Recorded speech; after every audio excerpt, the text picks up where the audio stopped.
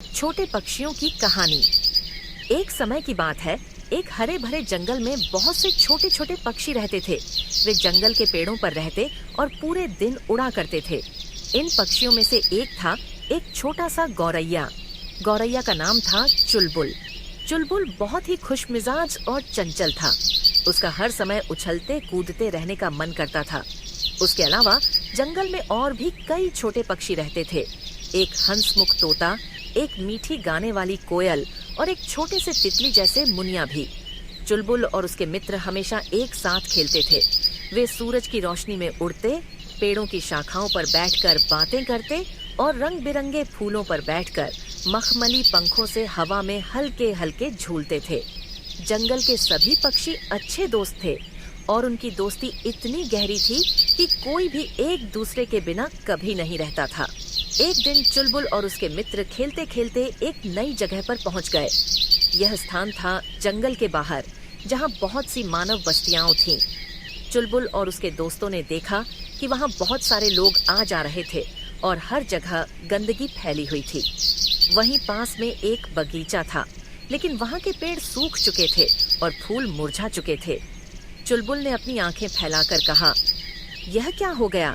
यहाँ तो कुछ भी अच्छा नहीं है। तोता, जो हमेशा गहरी बातों में ध्यान लगाने वाला था, बोला, हाँ, तुम सही कह रहे हो चुलबुल।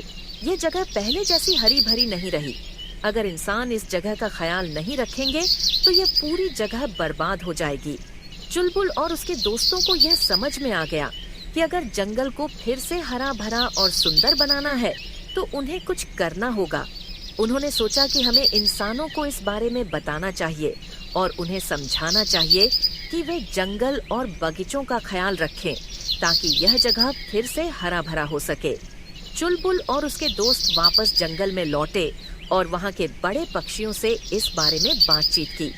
फिर सभी ने मिलकर एक योजना बनाई। सभी पक्षियों ने मिलकर जंगल के पास रहने वाले इंसानों से संपर्क किया और उन्हें समझाया कि वे जंगलों और बगीचों को गंदा न करें। धीरे धीरे इंसान भी समझ गए और उन्होंने जंगल की सफाई और पेड़ पौधों का ध्यान रखना शुरू कर दिया। कुछ महीनों बाद जंगल फिर से हरा भरा और सुंदर हो गया।